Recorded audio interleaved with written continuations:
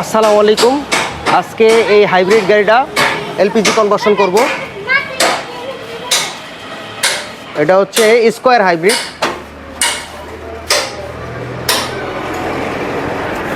এখন আমরা কোনো মালামাল ফিট করি নাই।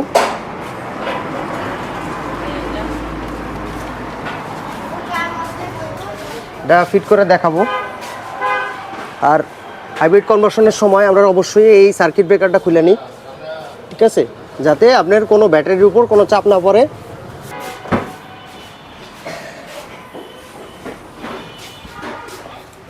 আমরা এখানে চাকা সিলিন্ডারটা ফিট করব। এই চাকার জায়গায় চাকা সিলিন্ডার ফিট করব। আর এই যে ব্যাটারি,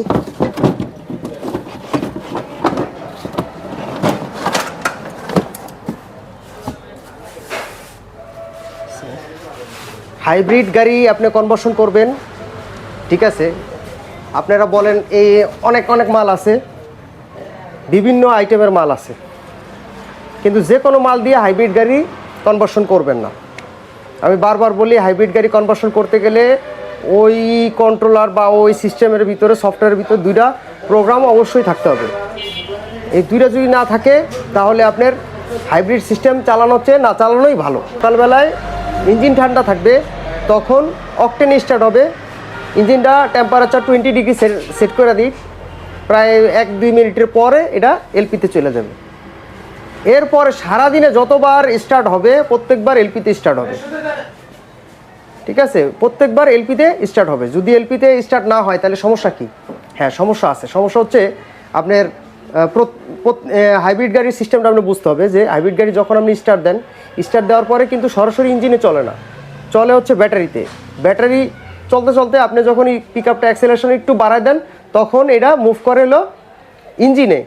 ইঞ্জিন হয়ে তারপরে আপনি যদি এখন প্রত্যেকবার যদি স্টার্ট অন অফ হওয়ার সময় স্টার্ট হচ্ছে আপনার ব্যাটারিতে চলতেছে, ব্যাটারি থেকে চলে আবার ইঞ্জিনে যাচ্ছে। এখন ইঞ্জিনে যখন চলে তখন অকটেনে চলবে, অকটেনে চলে আবার যদি এলপিতে যায় তাহলে আপনার সমস্যা হলো ওই যাইতে যাইতে আপনি আবার ছাইড়া দিচ্ছেন অ্যাক্সেলেটার, আবার ব্যাটারিতে আয়া পড়ছে। আবার অ্যাক্সেলেটার জোরে চাপ দিয়েছেন, আবার মনে করেন তেলে স্টার্ট হয়েছে, আবার গ্যাসে এলপিতে যাওয়ার আগেই আপনি অ্যাক্সেলেটার ছেড়ে দিচ্ছেন, তাহলে দেখা গেল এলপিতে চলার সুযোগটাই পাচ্ছে না। যার কারণে বেশিরভাগ সময় তেলেই চলে, তেলেই খরচ হয়, আপনার যেই উদ্দেশ্যে লাগাইছেন উদ্দেশ্য হাসিল হবে না। 1 নম্বর সমস্যা। 2 নম্বর সমস্যা এটা হয় কি, যে আপনার এই যে প্রত্যেকবার অ্যাক্সেলেটার ছেড়ে দিতেছেন, ইঞ্জিন অন হচ্ছে অফ হচ্ছে, আমরা পাওয়ারটা কিন্তু ইঞ্জিনের সাথেই দিই। এই যে আমরা যে সুইচটা ব্যবহার করি, কন্ট্রোলারগুলো ব্যবহার করি, এগুলো সব ইঞ্জিনের সাথে পাওয়ার থাকে। কিন্তু শর্ত হচ্ছে আপনি যদি পাওয়ারটা প্রত্যেকবার ইঞ্জিন অফ হচ্ছে অন হচ্ছে, এই সাথে সাথে যদি আমার সুইচটা পাওয়ার অন অফ হয়, বারবার অন অফ এরকম যদি হয়, আপনি কোনো যদি কারেন্টের লাইনে যদি সুইচ বারবার অন অফ করতে থাকেন সারাদিনে, তাহলে ওইটা সার্কিট ব্রেকার জ্বলে দেবো। ঠিক সিস্টেমটা হয় কি, আমরা যে সুইচটা বসাইতেছি এটার পাওয়ার যদি এই চালানোর সময় বারবার অন অফ হয়, তাহলে এই সুইচটা তো কাটবো, সাথে কন্ট্রোলারটা কেটে দেবো। কন্ট্রোলার তো এলপিজির কাটবই, তারপর লগে ইঞ্জিনের কন্ট্রোলারটা চলে যাবো। দেখছেন কত বড় সমস্যা। এই সুইচের পাওয়ারটা যাওয়া যাবে না, পাওয়ার সবসময় থাকতে হবে।